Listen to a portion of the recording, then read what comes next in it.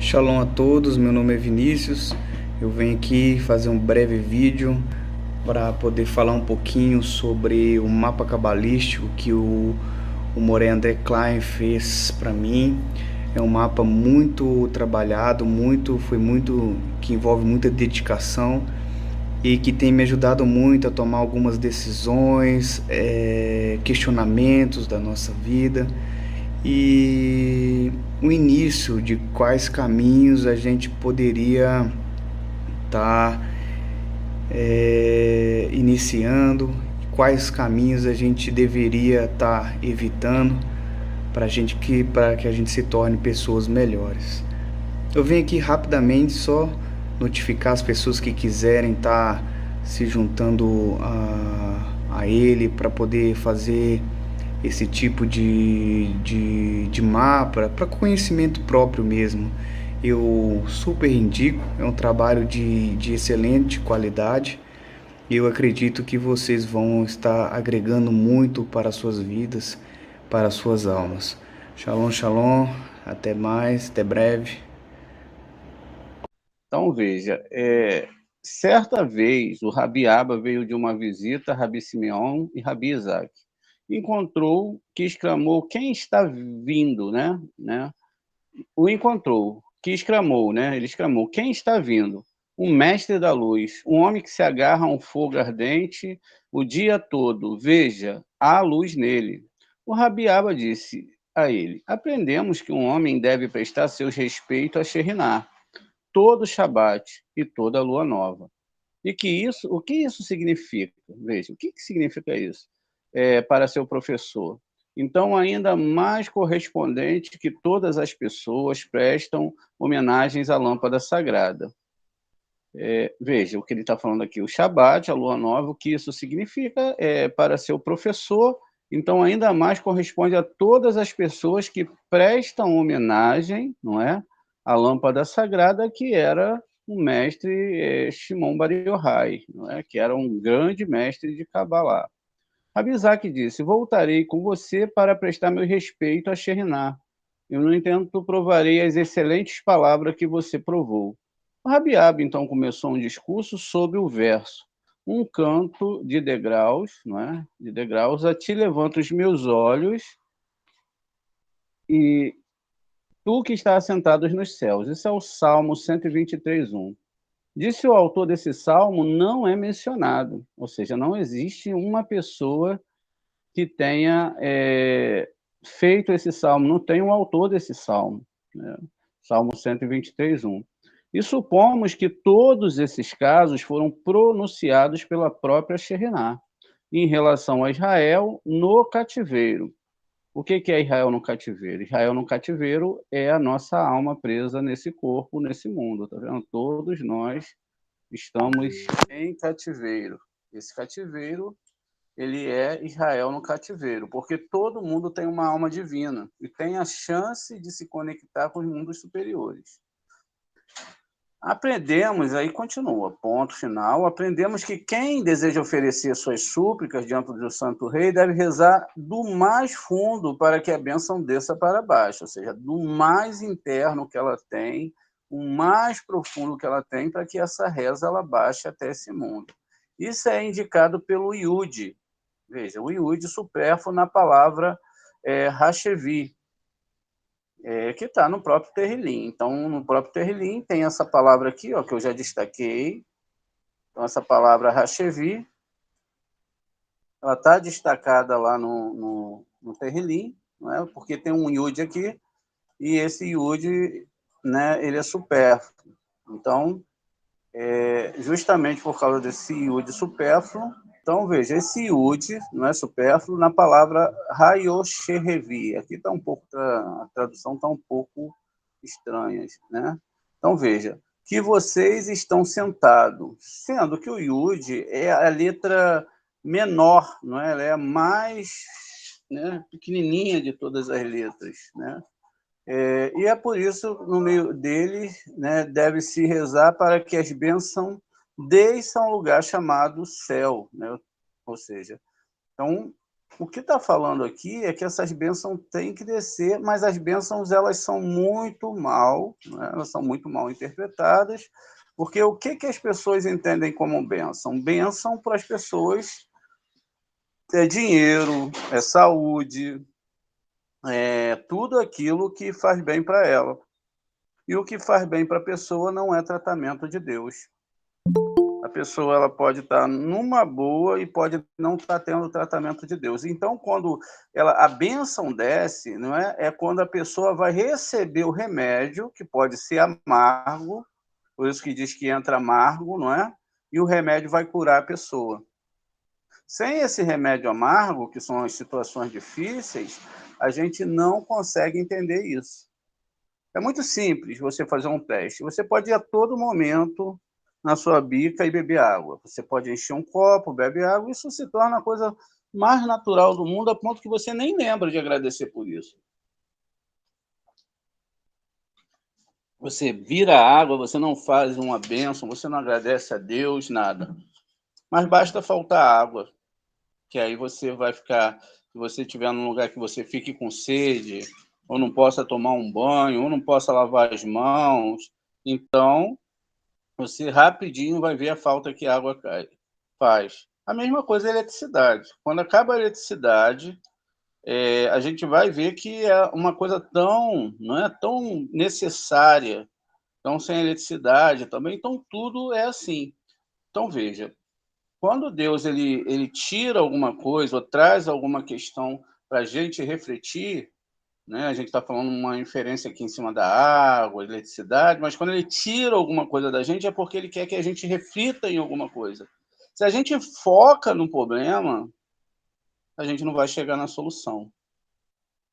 Então a gente tem que focar no que está acontecendo ou o que nós fizemos, não é, para que isso possa ser melhorado.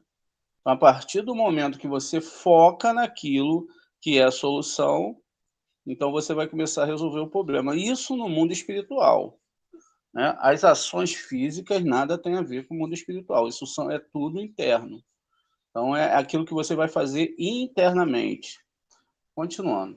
Para que todos possam ser alimentados por ele. Diz aqui as bênçãos, para que todos possam ser alimentados por ele, porque quando as bênçãos vêm daquele lugar mais remoto, e de todos, né, o local é o mais remoto de todos, e se reúne num lugar chamado céu, as bênçãos abundam entre os seres superiores e inferiores. Veja, é um trabalho do homem trazer essas bênçãos, não é, para os seres inferiores e superiores. Então ele se torna como se fosse um condensador entre ele e os próprios anjos que estão no meio do caminho. E todos eles, sejam superiores ou os inferiores, vão conseguir, então, também essas bênçãos. Como os olhos dos seus servos olham para a mão do seu Senhor, são os capitães das outras cidades que só se alimentam dos restos. Veja, esses seres que se alimentam dos restos são os seres negativos. Eles pegam tudo aquilo que sobra. Por isso que o rei Davi fazia a reza, falando que à noite eles entravam na cidade e pegavam tudo. E o resto é aquilo que não é o resto de comida, né? Muitas vezes, mas todo ego, tudo aquilo que não pertence a Shem, que é o ego, vai ser dessas forças. Quanto mais ego a pessoa tiver, mais essas forças vão ter como se alimentar dessa pessoa. Diz ainda, dos ramos que pendem da árvore na qual Israel adere. E quando Israel recebe a bênção daquele lugar, todos são abençoados de Israel, como os olhos de uma donzela contemplam a mão de sua senhora. Esta, como já foi dito, é a serva cuja hospedeira Deus matou. Ela não tem poder próprio, exceto quando lhe é trazido do país de Israel, que é chamado de senhora. Da direção dessa donzela vêm muitos oficiais de justiça que trazem acusações contra Israel. Mas quando contra Israel. Mas o santo, bendito seja ele, protege Israel dele como um pai protege seu filho. A gente sabe que essa paraxá está falando em relação ao mês de Ave, que a gente está dizendo sobre as forças impuras. Deus diz aos filhos de Israel: muitos são os acusadores que os aguardam, mas sejam diligentes em seu serviço e eu os protegerei por fora, enquanto por dentro vocês dormirão seguro em suas camas. Quando a espécie maligna vierem à porta da casa de um homem e levanta os olhos e vê o santo nome escrito, não é? Fora da mezuzá, ou seja, Shaddai, que tem o poder sobre todos eles, eles fogem e não se aproximam da porta. O Rabi Isaac disse: se for assim, apenas esse nome deve ser escrito na porta, por que toda a seção? Né? Por que eles escreveram toda a seção da Torá lá? Ele respondeu: isso é totalmente justo, porque esse nome é apenas coroado com todas aquelas letras. E quando toda a seção é escrito, este nome é coroado com todas as coroas e o rei avança com todas as suas hostes marcada, né, na marca do rei. Todos eles fogem dele abanados. Né? Então, veja. Você pode botar a mezuzá? Pode, não tem problema nenhum. Desde o momento que a sua casa seja uma casa de respeito. Né? Você botar a mezuzá numa porta e daqui a pouco você está vendo um filme com palavras ruins, com cenas ruins, mulheres com biquínis, etc., cenas de sexo, etc., palavrões, conversas que não são conversas de Torá, então é melhor você nem colocar. Apesar que isso é muito mais interno do que externo. Não é? E apesar que também, se você lida com a Torá e não controla os seus lábios, seus olhos, seus ouvidos, então a coisa fica complicada. Tá? Vamos continuar aqui. O Rabi Abba disse: muitas hostes sagradas estão presentes quando o homem fixa uma mezuzá em sua porta. E todos eles proclamam: esta é a porta do Senhor. Aqui a gente vai entender agora. Vamos olhar lá. Ó. Salmos 118, 20. Terrelim 118, 20. Diz aqui, ó, esta é a porta de entrada do Senhor, tá vendo? A porta de entrada, ó. Le Adonai. Então, essa é, ó, a porta de entrada do Senhor.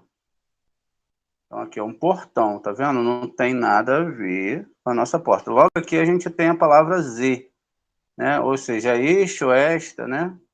Então, a gente também tem a palavra Zot. E aí, então, isso significa a parte masculina da divindade e a parte feminina, não é? E aqui, ó, nós temos a entrada, ó.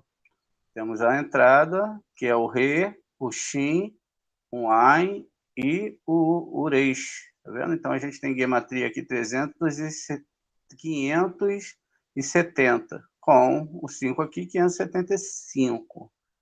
Então, veja, a gente tem aqui uma transformação mostrando para a gente qual é a porta. A porta que a gente vai botar mezuzá não é aquela mezuzá que as pessoas imaginam, tá vendo? É a presença divina, é a Sheriná, que esta é a porta, tá vendo? Essa é a porta da presença divina, da parte, não é? Da presença divina na vida da pessoa. E aí diz, feliz o destino dos israelitas, porque eles sabem, né? Então eles sabem que são filhos do Santo Rei. Filhos aqui não são filhos, porque Deus não tem filho, lá em Isaías ele fala que ele é o primeiro e é o último, então ele não tem descendente. Filhos ideológicos, pessoas que estudam a Torá, pessoas que se dedicam a amar o seu próximo como a si mesmo e Deus acima de todas as coisas. Esses são os filhos do Santo Rei. Não tem ninguém que é escolhido, ninguém que é melhor que ninguém, todos têm a sua missão e todos têm o seu papel. Então, veja, porque todos eles carregam a sua marca e eles são marcados em seus corpos com a marca sagradas. Sua roupa tem franjas, marcas de um preceito religioso, suas cabeças são marcadas com caixinha dos filactérios, com o nome de seu mestre. Suas mãos estão marcadas com as correias da santidade, seus pés com os sapatos cerimoniais, do lado de fora levam a marca dos preceitos relacionados à semeadura e à colheita. Em suas casas, a marca da mezuzá na abertura de suas portas. Assim, eles são marcados de todas as maneiras como filho do Rei Altíssimo. E depois a gente vai entender tudo isso aqui, não é? Aqui seus pés, os sapatos, a gente já sabe que o sapato representa a reencarnação, os pés são a alma que entra dentro do sapato, que é o corpo, e tudo isso a gente vai entendendo depois um pouquinho melhor. Deixa a gente avançar aqui para a gente acabar de estudar essa paraxá hoje. Enquanto eles continuavam caminhando, Rabi Abba disse: qual o significado do versículo? A fonte de águas vivas foi deixada para mim para cavar cisternas rotas que não podem reter as águas. Isso é o Jeremias 2,13. Ele disse: isso se refere a quem é infiel ao sinal da marca sagrada. E como ele é infiel ao deixá-lo entrar em um domínio estranho chamado cisternas rotas. Por que assim? Por que assim que o povo idólatra, veja, porque é assim que os povos idólatras, eles são chamados, né? Então, veja, eles são chamados porque eles entram dentro dessa cisterna rota. Eles não guardaram a marca da aliança, né? E assim, ó, porque eles têm cisternas rotas, eles são chamados de povos idólatras, são chamados, mas Deus, perdão, são chamados de, perdão, gente, o povo idólatra são chamados, mas o Deus de Israel é chamado de uma fonte de águas vivas, está vendo? Então, aqui, ó, quando abre-se o portão, a gente viu lá no Terrilim, e quando se abre o portão, não é o portão dos Salmos, e aí a gente tem a parte masculina, então a gente abre para a parte masculina entrar, e em cima falou de uma senhora, tá vendo? De uma senhora, e que essa senhora, ela acompanha, não é? Ela muitas vezes foi colocada para tomar conta aqui do nosso mundo e que muitas vezes as nações pagãs usam essa senhora. Vamos continuar aqui. Porque todos eles carregam sua marca. Deixa eu ver aqui, eu acho que está mais abaixo. Um momento. Então, veja, uma fonte de águas vivas, que é o eterno. Pois a corrente que flui perpetuamente, ó, perpetuamente. Eu, o eterno, não mudo, nunca deixa de cair. Se você não está recebendo, é porque você não está fazendo a coisa certa. Ó, que flui perpetuamente, irriga todo o jardim, preenche todos os lugares, como já apontamos, até atingir aquele lugar no jardim chamado de águas vivas, da qual todas as criaturas, olha, todas as criaturas, todas elas, as criaturas acima, ó, acima e abaixo, todas elas, todas as criaturas acima e abaixo, ou seja, não tem ninguém que não se favoreça com isso, ó, e abaixo também são sustentadas. Mas esse córrego de água corrente não irriga os lados do lado esquerdo, porque eles estão no lado dos outros povoados, que são chamados de cisternas rotas. Portanto, quem é falso para com a marca sagrada adere às cisternas rotas, que não retém as águas. Enquanto quem é capaz de mantê-lo recebe o direito de beber as águas desse riacho do mundo vindouro. Veja, o riacho é do mundo vindouro, tá vendo? É preciso observar com cuidado cada uma das palavras dos sábios para se entender. O mundo, ele é um mundo vindouro, deixa eu subir aqui, ó, e faz com que a fonte superior é preenchida para derramar bênção para cima e para baixo. Feliz está neste mundo e no futuro. Dele será escrito, para que sejas como jardim, bem regado e como fonte das águas nunca faltam. Então, nunca vai faltar.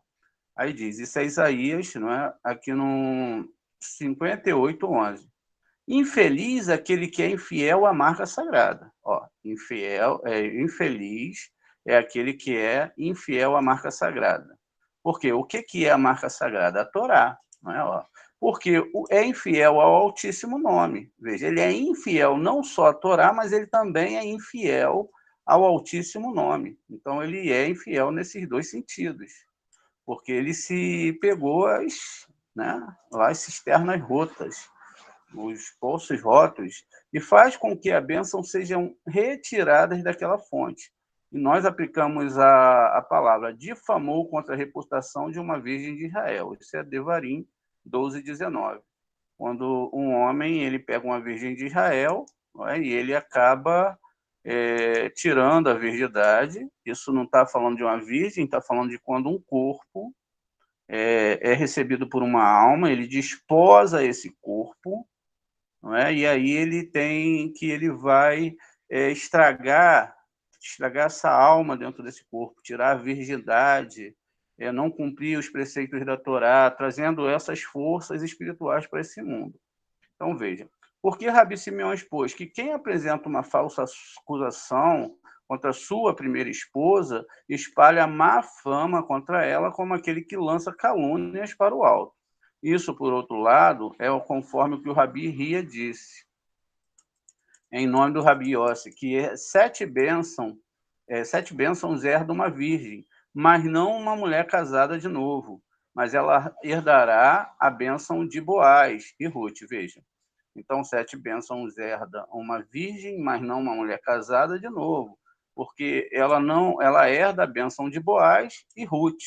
Então, veja, aqui está falando que mesmo Ruth, que ela já tinha sido casada, anteriormente de casar com o filho de Noemi, ela era casada também, e que depois ela casou com o filho de Noemi, e depois ela casou com Boaz, então ela teve uma bênção espiritual, mas só que Ruth, nesse caso, é Malruth, né? Então a gente sabe que está falando desses mundos, né? Dessas questões.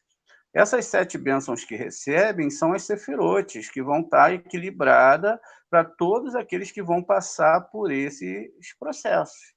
Esses processos são os processos que vão trazer essa luz até Malruth. Veja, eles chegaram a um campo onde viram várias árvores e sentaram sobre ela. O Rabi Abba disse: claro, está aqui o ar para a exposição da Torá. Vamos parar aqui. E ele então começou um discurso sobre o versículo. E acontecerá naquele dia que a grande trombeta soará, ou seja, o grande chofar. E aqueles que se perderam na terra da Síria e aqueles que foram banidos da terra do Egito. Isso é Isaías 27:13. A Síria representa o norte, né? Então é Sefirá Gevurá. O Egito, ele é o ego. Então veja, aqueles que foram banidos da terra do Egito, da terra do ego, né? Aqueles que vieram de Gevurá, não é? Virão.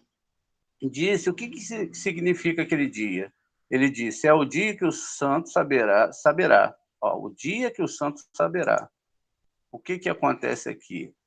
O bendito seja como está escrito, e será um dia conhecido de Hashem, Zacarias 14:7.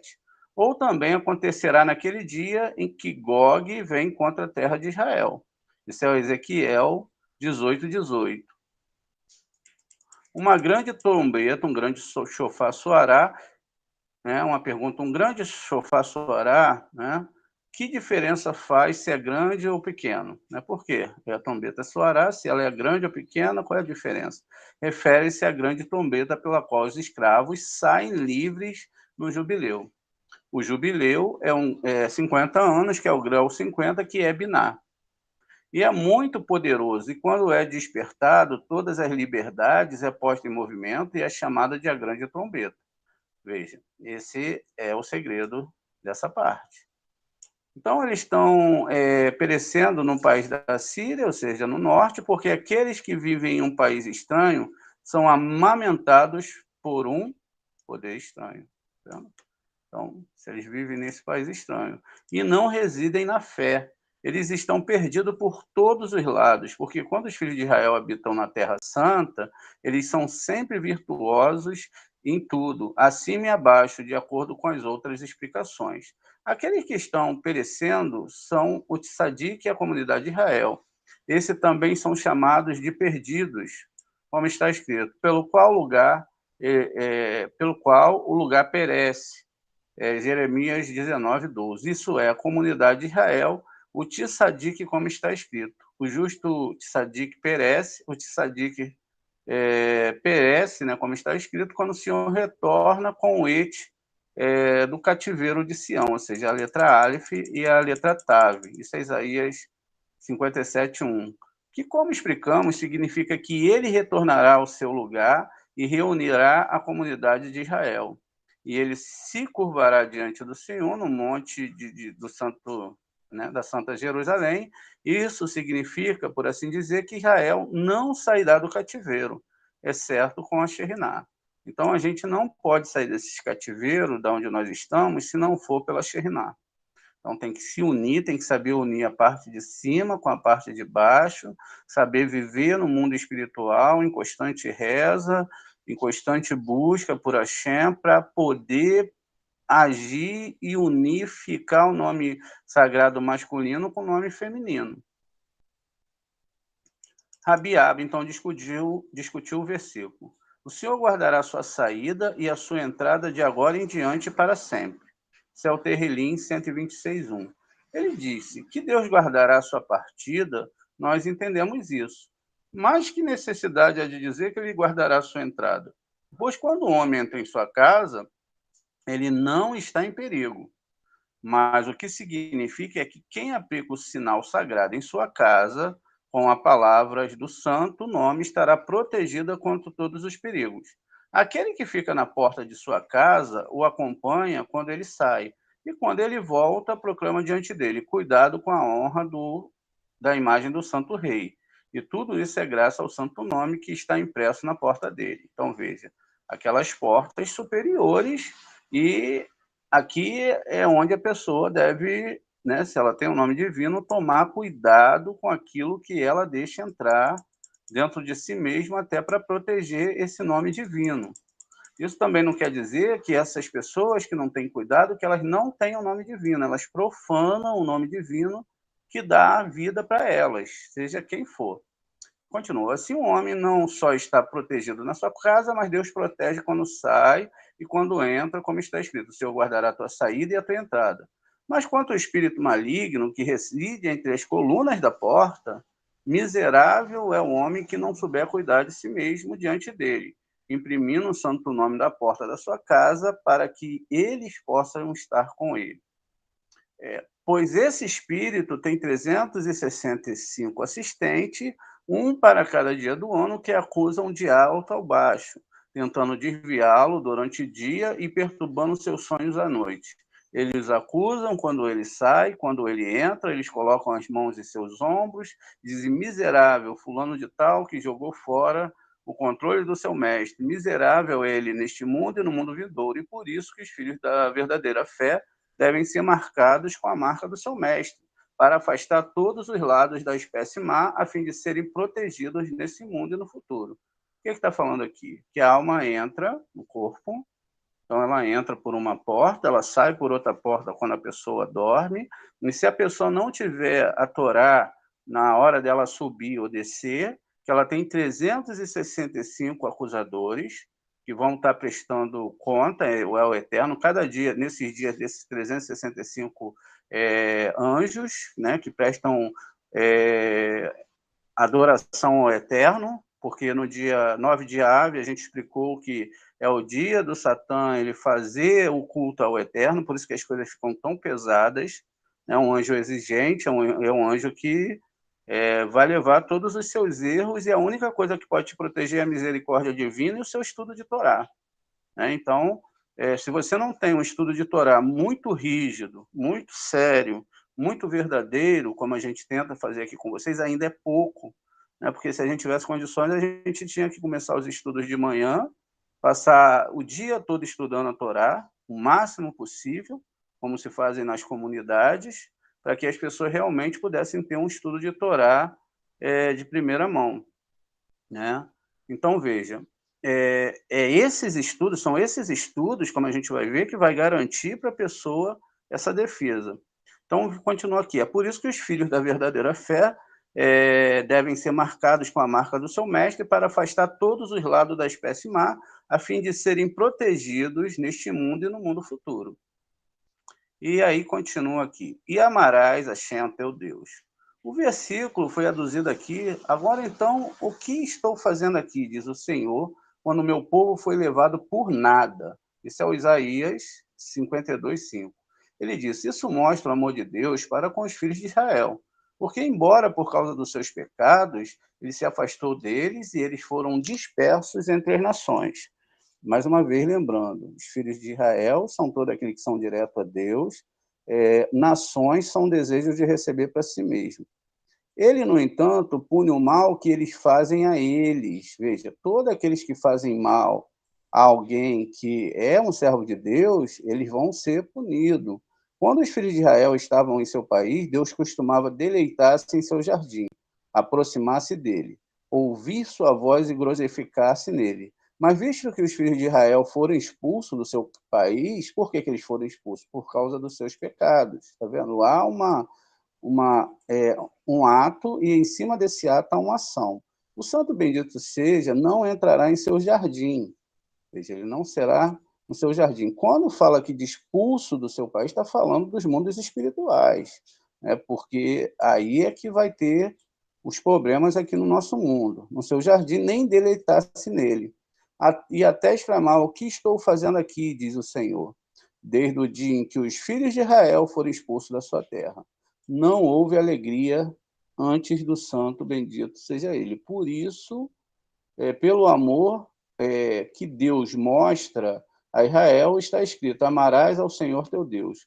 O que significa que o homem deve ligar-se a ele com um amor muito forte, veja, ligar-se a ele com um amor muito forte e todo serviço, não é? Todo serviço prestado por ele, o homem a Deus deve ser com amor, tá vendo? Tudo tem que ser com muito amor, porque não há serviço como amor, não há serviço como amor, veja, ó. Não há serviço como amor. Então, tudo que você for fazer para Shem tem que ser por amor, do santo bendito seja, né? E o que acontece? Quando nós tínhamos, antigamente, a metáfora lá de ir para Israel, então o que as pessoas faziam? Elas ofereciam para Shem holocaustos. Elas levavam presentes, elas levavam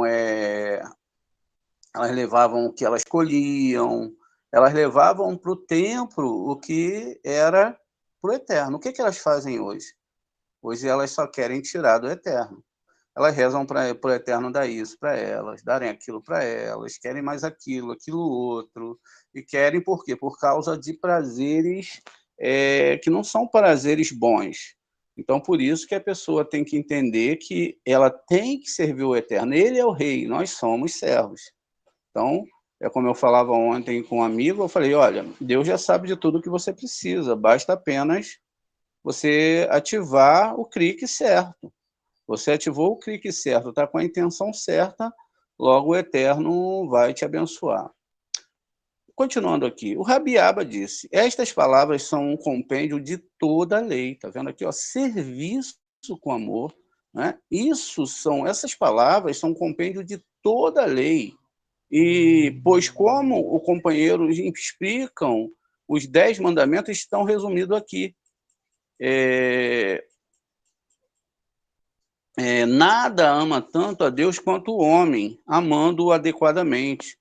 Como está escrito, de todo o teu coração, que inclui 2 corações, um bom e um mau, quer dizer, de todo o seu coração, com seu lado ruim e com seu lado bom.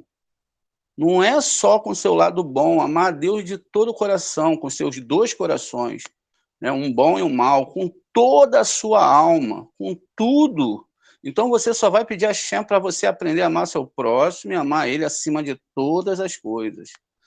Um bom e um mal, e com todas as forças, O que podemos aprender com a palavra todos aqui? O Rabi Eliezer disse, a palavra força refere-se a dinheiro. Tá vendo? Então, amar a Deus com toda a força é amar com tudo aquilo que você pode ajudar, o melhor que você tem para o eterno, não é? Para ajudar a crescer as coisas do eterno.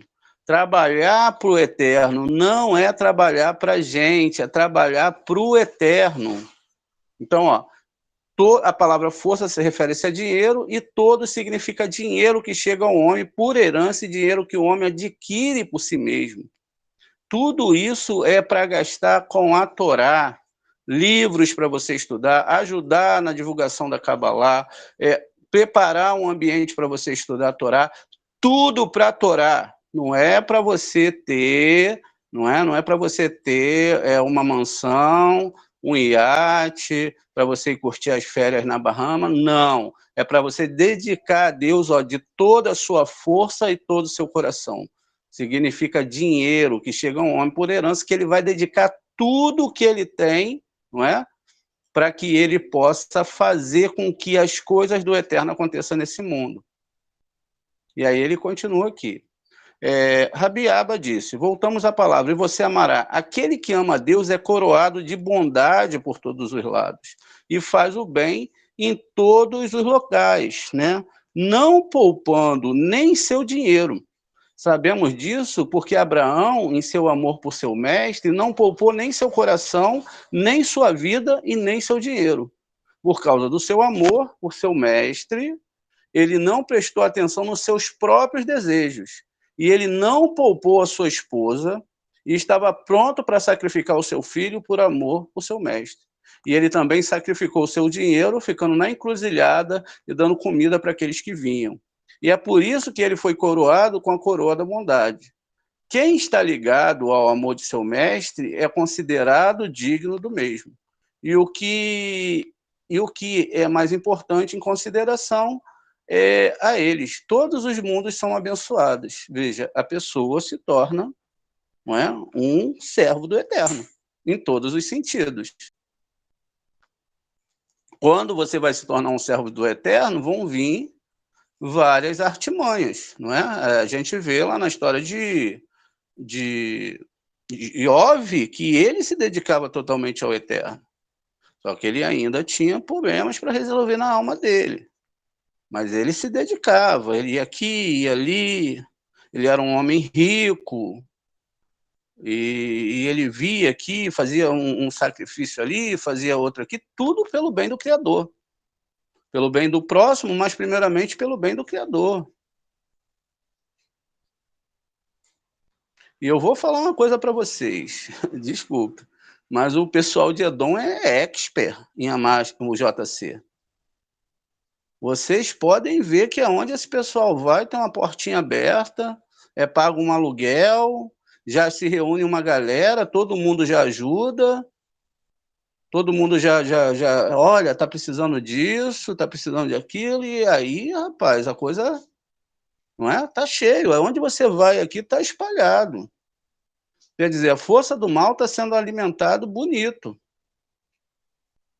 Não é? Eles não falta nada para eles. E parece que essa pessoa pegou isso aqui para levar lá para o outro lado, não é verdade?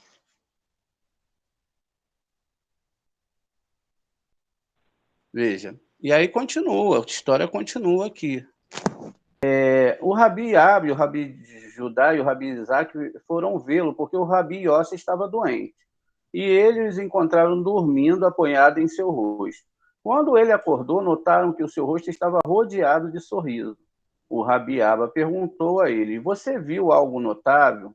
Certamente sim, ele respondeu, pois a minha alma acendeu e vi a glória daqueles que se sacrificaram pela santidade do seu mestre. Vê? Aí você chega aqui em cima, ó.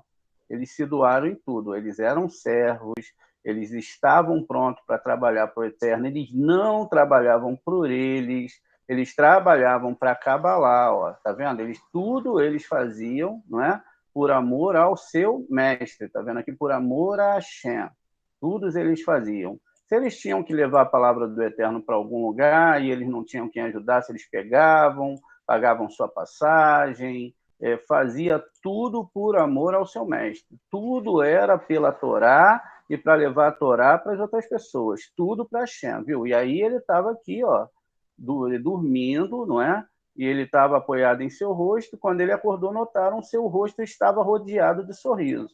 Então, veja, o Rabi Abba perguntou a ele, você viu algo notável? Ele, sim, ele respondeu, pois a minha alma acendeu e eu vi a glória daqueles que se sacrificaram pela santidade do seu mestre. Está vendo? A glória que ele viu. Aí aqui é a alusão que faz, ó, se ele estava doente, né? Ele estava doente. E como que ele pode ter voltado com um sorriso no rosto? Porque ele tinha visto, né, aqueles que se sacrificaram pela santidade do seu mestre. Onde ele viu? Nesse mundo ou no outro? Está entendendo? Ó? Então ele viu aqueles que se sacrificaram, eles viram a alma daqueles homens que se sacrificaram pela santidade do seu mestre. Eles não estavam aqui, gente, para ter um conforto, eles não estavam aqui para lutar pelos seus sonhos, eles estavam aqui para servir a Shem. Com 13 correntes de ouro puro, bálsamo foram dados a ele. Veja, os 13 atributos de misericórdias, né? Como santo bendito seja ele. Permaneceu alegremente com ele. Vi coisas que não tenho permissão para contar. Perguntei para que eram essas honras e eles responderam, para aqueles que amavam seu mestre, para aqueles que está lá daquela forma descrita, né? No outro mundo. Veja, no outro mundo, minha alma e meu coração ficaram iluminados com o que vi. E é por isso que meu rosto foi cercado de sorrisos. O Rabi Abba diz, feliz é a tua parte. A Torá testifica sobre eles, dizendo, nenhum olho de homem viu um Deus além de você que fará assim por aquele que espera nele. Isaías, no 44:3. Rabi Judá disse a eles, os companheiros já perguntaram, por que está escrito aqui? O que ele fará e não? O que ele fará e não? Você fará? É uma pergunta. Ele respondeu, a razão está no significado intrínseco das palavras, olha para a beleza do Senhor e visita o seu templo. Isso é o Terrilim 27:4. A beleza do Senhor, como explicamos, é aquela que vem do santo antigo e qual o santo bendito se deleita. Assim, aqui a vontade refere-se ao ancião oculto, de quem depende, ele diz, certamente assim, feliz é aquele com amor ao seu mestre, não há limite na sua porção no outro mundo. Ou seja, todos aqueles que trabalham pela divulgação da Kabbalah, pelas questões de Hashem, não está preocupado com as coisas, etc., desse mundo, mas está querendo que a Torá cresça, não é? Então, elas têm moradas lá do outro lado, no outro mundo, não é? E eles são amados por Hashem. Porque, na verdade, a grande pegada aqui é que talvez eles não recebam nada nesse mundo. E eles nem querem receber. Porque eles sabem que tudo que eles receberem aqui nesse mundo, que for além dos seus méritos, vão trazer demérito. Então, vamos lá. Se você recebe além do que você quer, além do que você precisa para você estudar essa Torá, cada um tem um nível de necessidade, não é? Cada um, como eu falei na outra aula, cada um tem um nível de necessidade. Tem pessoas que podem ser felizes numa casinha de um quarto, mas tem pessoas que não vão conseguir viver numa casinha de um quarto. Então, isso é o bom para cada um, é o Eterno que vai fazer acontecer na pessoa e a pessoa que vai definir, não é? Dentro das suas vontades. Então, veja, não se trata só disso, mas aquele que se dedica totalmente a ajudar nas coisas do Eterno. Não tem lisura com o Eterno, não tem mão fechada com as coisas do Eterno. Você está entendendo? As pessoas, elas têm que investir na sua educação, têm que comprar livros, têm que ajudar com a Kabbalah, têm que se dedicar, fazer o máximo que ela pode por essa Torá, para que ela possa ter o melhor entendimento, para que ela possa ter, e esse barulho vai fazer lá do outro lado, não é? Dentro da vida que ela vai ter. Então, veja, e aí o Eterno, ele pode experimentar a pessoa, e a pessoa pode não ter nada nesse mundo, não é? Mas aí o que vai acontecer? Não é para esse mundo, né? Então, veja, a beleza do templo do Senhor e o seu templo. Então, a beleza do Senhor, como explicamos, é aquela que vem do santo antigo, com o qual o santo bendito seja, se deleita. Aqui a vontade se refere ao ancião oculto, que é o Atiquiomin. O que é o Atiquiomin? É a alma dos planetas que guardam toda a sua história. Então, Atiquiomin é essa alma, é um ancião de dias que não é um homem, mas ele grava tudo que você está fazendo. Tudo aquilo que você fez em prol de você mesmo, em prol do seu próximo, em prol do eterno, ou se você viveu uma vida totalmente ao contrário disso. E ele disse, certamente assim, feliz aquele que o amor do seu mestre adere, não há limite para a sua porção no outro mundo. O Rabi Isaac disse, muitos são as moradas do justo no outro mundo, uma acima da outra. E a mais elevada de todas é aquele a quem o amor de seu mestre estava ligado, porque sua morada está ligada ao palácio que supera tudo, e o qual o santo é coroado. Abençoado seja ele. Este palácio é chamado de amor. Veja, o palácio é o palácio do amor, e é estabelecido por causa do amor. Assim também é com o santo nome, cujas formas de letras estão conectadas uma à outra, de modo que todo é chamado de amor. Ahavá, né? Ahavá, Adonai Errad, tudo é por amor. Portanto, aquele que professa o amor ao seu mestre está ligado a esse amor.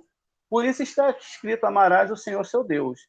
E essas são as palavras, né? E estas serão as palavras. Então, o Rabi Isaac traduziu aqui o versículo. Todos os meus ossos dirão, ó Senhor, quem é como tu? Olha que coisa. Todos os meus ossos dirão, quem é como tu, Senhor. Depois vocês vejam os ossos de Adão lá no nosso canal. Acho que a Patrícia não botou, ela deve botar esses dias. Então, veja, todos os meus ossos, toda a minha estrutura espiritual, tudo que eu sou, toda a minha vontade, todos os meus sonhos, tudo que eu tenho, todo o dinheiro que você me dá, todo o tempo que eu tenho, é para ti, meu Deus. Eu não tenho nada para mim mesmo.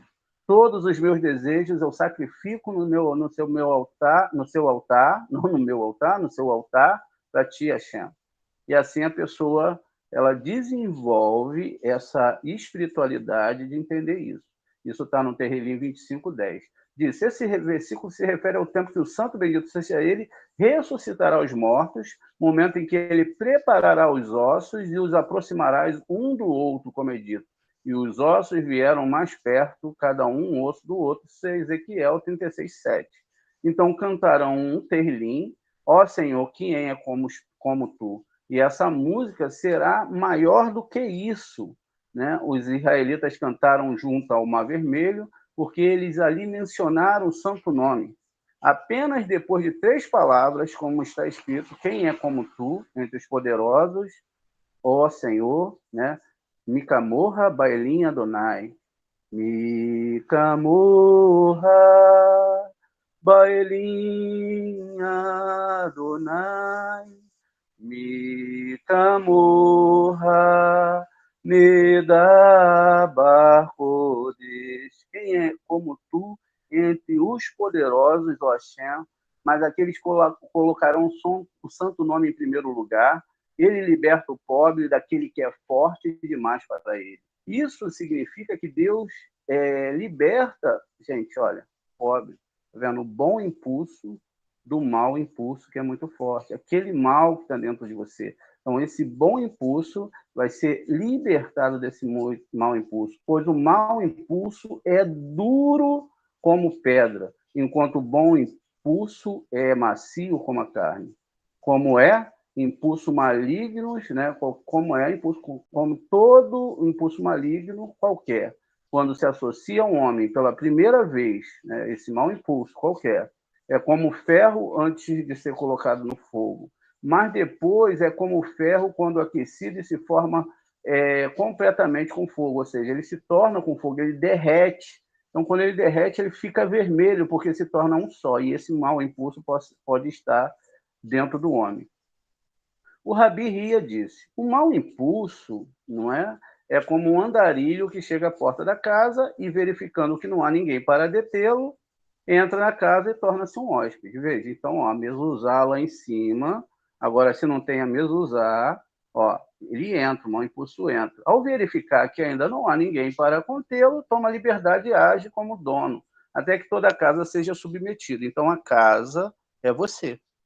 Então, o mau impulso ele chega, não é? Se ele não tem a mezuzá, se não tem essa Torá, se você não a recita de noite, se você não está preocupado com a divulgação dela, então é isso que acontece. De onde aprendemos isso? Da história de Davi e Natã. Natã primeiro disse: um viajante veio ao homem rico, um simples viajante que passou pelo portão sem a intenção de parar e com a intenção de continuar seu caminho.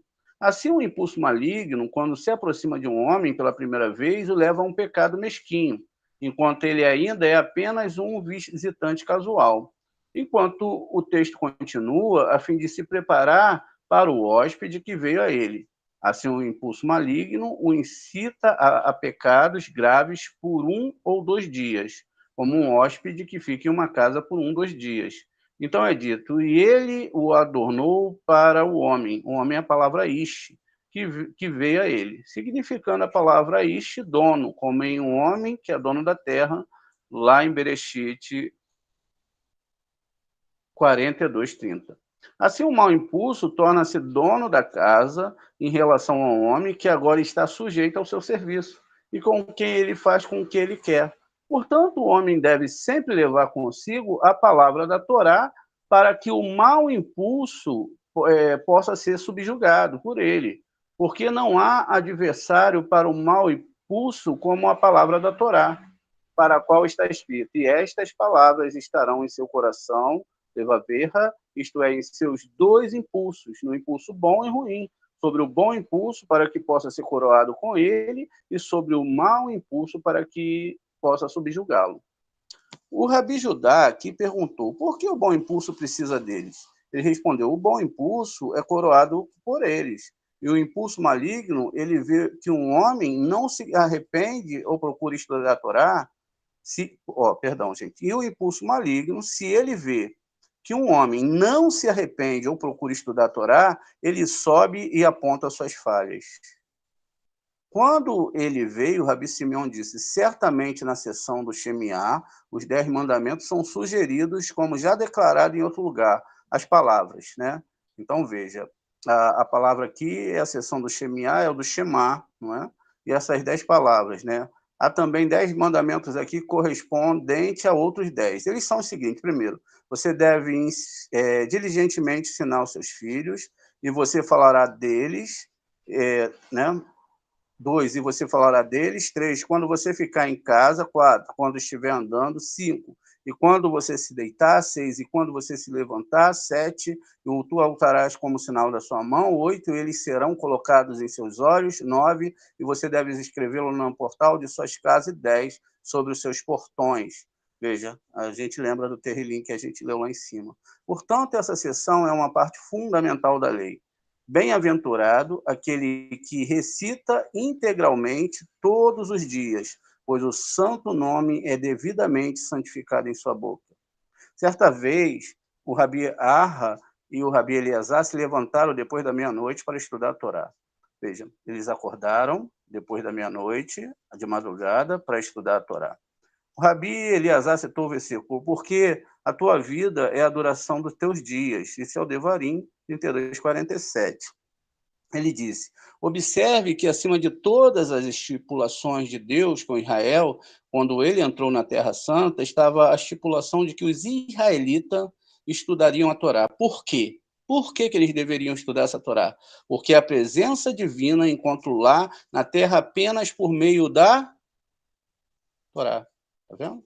Então, somente por meio da Torá, a presença divina encontra aqui na Terra, não é? Um lar, que é você. E por encontrar um lar acima por meio da Torá, pois assim meu pai disse, a lei oral tornou-se conhecida apenas em virtude da lei escrita. Veja, então, pela lei escrita, não é? Eu chego à lei oral, tá vendo? A lei Torá, a Torá oral, não é? E a Shekhinah encontra sua morada acima e abaixo apenas pela Torá. Tá vendo? Então, veja, ó, apenas por essas 2 Torás estudadas é que a pessoa consegue avançar nos mundos espirituais. Enquanto eles estavam sentados, o Rabi Simeão inclinou a cabeça e disse: certamente assim. E este segredo que encontrei no livro do Rabi Hamuná, o antigo, que ele aplicou à comunidade de Israel. O versículo: nenhuma parte da sua comida, nem da sua roupa, nem do seu direito matrimonial será diminuída. Isso é o Êxodo 21:10. E se ele não fizer essas três coisas, está escrito: ele sairá de graça, sem resgate. Quem remove a Torá dela é como aquele que priva sua esposa de roupas, de modo que ela fica viúva sem querer ser viúva, sem ser viúva, perdão. Então, a gente sabe que o homem na Torá é a alma e o corpo é a mulher. Então, está falando que esse corpo vai ficar sem roupas, não é para o mundo futuro. Eles sentaram-se e estudaram a Torá até o amanhecer. Quando retornaram à jornada, enquanto caminhavam, viram um homem com a cabeça escondida na estrada. Quando se aproximaram dele, viram que ele murmurava com os lábios e não respondeu à saudação. Rabi Eliasar disse: certamente esse homem está consultando seu mestre. E o Rabi Eliasar e o Rabi Arra sentaram-se e fizeram suas orações, enquanto o homem ficou em outro lugar. Eles seguiram seu caminho, o homem tomou outro caminho. O Rabi Eliasar disse: ou este homem é um tolo, ou ele é um criminoso. Ele então disse: vamos nos ocupar com a Torá, porque é hora para isso. Antes de começarem, né, o homem veio até eles. O Rabi Eliasar disse: não devemos interromper os nossos estudos, porque quem estuda a Torá torna-se digno de obter herança celestial na glória do Rei, sagrado superior, e também uma herança nesse mundo. E quem é chamado de a glória do selamento? Porque quando o homem anda no caminho da retidão perante o sagrado e se ocupa com a Torá, ele adquire para si aquela glória do Senhor. E quem tem muitos protetores e advogados acima que destacam seus méritos perante o rei. Mas se um homem não estuda a Torá ou trilha os caminhos do seu mestre, Deus designa para ele um acusador, que voa pelo ar, mas não sobe primeiro, apenas no caso de um homem se arrepender dos seus pecados. Quando ele vê que não se arrepende e não busca o estudo da Torá, ele sobe e aponta a sua culpa, ou seja, os problemas vêm, são colocados e colocados e colocados, e quanto mais você se afastou da Torá, mais os problemas vão ser densos. Até que esse anjo, porque você precisava desse mérito para estudar a Torá, ele vai para os céus usando o seu próprio pecado como combustível para te acusar perante Hashem. Então ele raciocinou sobre o versículo e a família do Egito não subir, nem a praga cair sobre eles. Zacarias 14:18.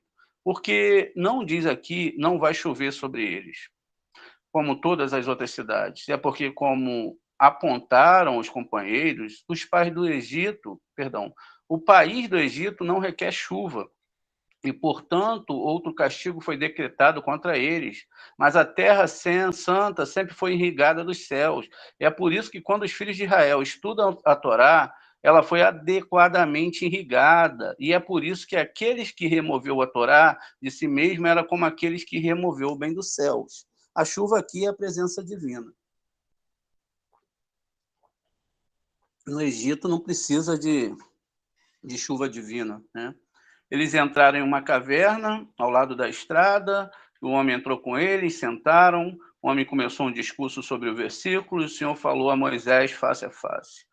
Êxodo 33:11, disse: este verso não parece ser coerente. Primeiro diz, Deus falou com Moisés face a face. Então Moisés voltou ao acampamento. Depois o seu ajudante Yehoshua, Josué, filho de Nun, um jovem. O que significa isso? Rabi Eliasar disse: verdadeiramente Deus quis nos honrar, porque agora estamos associados a Sheriná, que não veio de nós. Quem começou o discurso, deixa-o continuar. Então o homem continuou. Moisés estava separado em vários graus dos outros profetas, que tinham como ele o mesmo relacionamento que um macaco tem com o ser humano. Outros profetas tiveram visões em espelhos que não iluminam, e, no entanto, não se atreveram a levantar os olhos e olhar para cima, mas foram como Daniel, que disse: caí num sono profundo e o meu rosto estava no chão. Daniel 10:9. nem sua mensagem foi dada a eles, nem sua mensagem foi dada a eles em termos claros. Não era assim. Moisés, o profeta fiel, ele viu sua visão em um vidro luminoso e ele se levantou e ousou levantar a cabeça, olhar para cima como aquele a quem seu vizinho diz: levanta a cabeça e olhe para o meu rosto, para que você saiba que eu digo. Assim Moisés levantou-se a cabeça e olhou para o brilho da glória superior, sem perder os sentidos, como os outros profetas. E quando profetizavam, eram privados das suas faculdades e se transformavam e nada sabiam disso, né? E do mundo, daquele mundo. Então, eles viam só algo que não chegava ao nível de Moshe. Por isso que a Torá é o maior livro e ela se encerra falando que não houve nenhum profeta como Moshe, e nem haverá. E não foi assim com Moisés, pois mesmo quando ele estava neste grau exaltado, ele não perdeu as suas faculdades. Imediatamente após ver o esplendor da sua glória celestial, ele retornou ao acampamento para falar com eles sobre a sua exigência, e seu espírito estava tão claro como antes. E ainda mais, seu assistente Josué, filho de Num, um jovem, recebeu instruções da tenda. Veja, então a gente tem aqui mais uma vez a palavra, né? Ele recebeu da tenda, ele teve que passar pela porta, onde ele aprendeu a contemplar a Shekhinah de Deus. Muito menos em qualquer outro lugar vi um homem a quem um rei confiou vasos de ouros e pedras preciosas, e quando ele estava com ele, o servo do homem pôde manuseá-lo e examiná-lo. Mas quando o homem morreu, o rei não quis deixar nada nas mãos do servo e retirou do seu depósito. Infeliz, pelo que perdi. Ou seja, quando Moshe morre, Yehoshua ele fica no nível mais baixo do que antes. Exclamou o Criador: quando meu mestre estava vivo, eu tinha... Perdão, gente. Exclamou o criado: enquanto meu mestre estava vivo, eu tinha o gerenciamento de tudo. Assim, enquanto Moisés viveu, Josué costumava se alimentar todos os dias da tenda externa, mas quando Moisés morreu, caiu com o rosto no chão. Ou seja, já não tinha profecia de Moshe. Então, ele estando em sua companhia, examinarei as palavras do Torá e não ficarei apavorado, né? Mas quando eu deixar você, não poderei examiná-los eu mesmo. Então, ele continuou: e você deve ensinar diligentemente a seus filhos sobre ele. Um homem deve afiar o seu intelecto, o intelecto do seu filho, dos seus alunos, na palavra da Torá, como uma espada de dois gumes, para que ele não fique cego. Você vai falar sobre eles, cada palavra da Torá tem seu próprio caminho, o homem tem que conduzir e ser guiado por eles para não se desviar nem para a direita, nem para a esquerda. Quando você está sentado em casa, o homem deve portar-se como um devido decoro em casa, a fim de ser um exemplo para a sua família, e também deve ser gentil com eles e não intimidá-los. E quando você caminhar pelo caminho, ser guiado pelos preceitos da lei e seguir por eles o caminho certo e se preparar como Jacó, para equipar para a batalha e para a oração. E quando te deitares,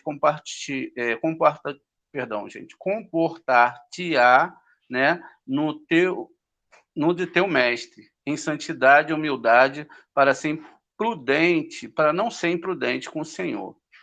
E ao levantar-se para louvar o seu mestre por ter lhe restituído a alma, apesar e os muitos pecados diante de seu mestre que nós cometemos, e no entanto mostra-lhe benignidade e restitui-lhe a alma ao corpo. E tu atarás por sinal na tua mão. Nossos colegas residentes no Sul explicaram à sua maneira o significado intrínseco dos 4 compartimentos do filactério, ou seja, que a passagem santifica para mim todo primogênito, corresponde, tá vendo?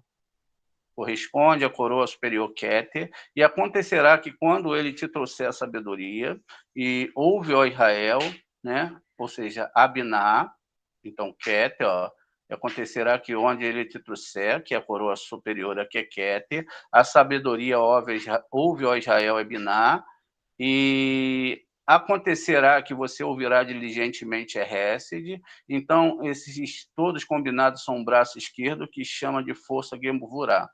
Mas não aceitamos esse ponto de vista, porque a coroa suprema entende tudo que não é contada entre os graus. Além disso, a sessão acontecerá quando o Senhor te trouxer estar relacionada com a terra do Egito, portanto, com o local da liberdade para os escravos, que são Binar. Binar. Portanto, nossos colegas estão errados. Começamos com a sabedoria e sustentamos que o santo bendito seja os carrega. 4 acima e 4 abaixo. 4 no lugar do cérebro e 4 no lugar onde está o coração. Porque um está ligado ao outro. O homem tem que se coroar com eles, porque eles formam o santo nome superior, e em quem se a coroa com a sagrada coroa superior é chamada de rei na terra.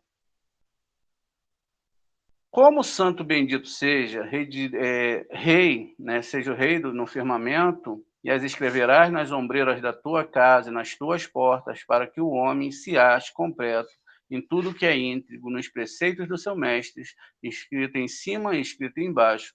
Feliz é a parte de Israel. Ou seja, tudo isso que vai acontecer é dentro do ser humano, é dentro da alma do homem, não é? E não é nenhum artefato externo. Rabi Eleazar raciocinou. Então, da seguinte forma, às vezes encontramos a expressão assim disse o Senhor dos Exércitos, e às vezes assim disse o Senhor Deus. Qual é a diferença? Uma mensagem é que começa com a palavra assim disse o Senhor dos Exércitos, é de misericórdia, enquanto uma mensagem que começa assim disse o Senhor Deus, é de julgamento. Ou seja, aqui nós temos Elohim, não é? E aqui nós temos Yud-Kei, Vav-Kei, Tsevaot. São duas diferenças do nome. O primeiro nome, não é de misericórdia, e o segundo nome é de julgamento. A razão é que o primeiro caso, o Ko, não é? Ele, assim, né, diz Ko, assim, o nome da Shekhinah é abençoado pelo Tzadik e Netzerod, que a gente viu já, esses dois nomes ficam nessas duas sefirá, que são chamadas de o Senhor dos Exércitos, não é? Yud-Kei, Vav-Kei, Tsevaot, que a gente troca o Yud-Kei e Vav-Kei por Adonai de Tsevaot. E por essa razão a mensagem é entregue na suavidade, pois vem do lugar dela. Mas, quando no outro caso, vai se alimentar do lado do julgamento e do lado da Gevurá superior. Eu aprendi com meu pai que é então o julgamento com misericórdia. Assim, o profeta teve cuidado de fornecer a fonte da sua mensagem e os filhos da verdadeira fé sabia de onde ela dependia. Então, veja, somente Moshe ele conseguiu chegar no nível total de santidade e receber as mensagens sem Gevurá. Somente Moshe e Obadias também, que foi o único profeta que não recebe, não se treme com as mensagens divinas. Eles não ficam assustados, eles não ficam com medo, eles recebem porque todos eles tinham um grau dentro da força espiritual para receber.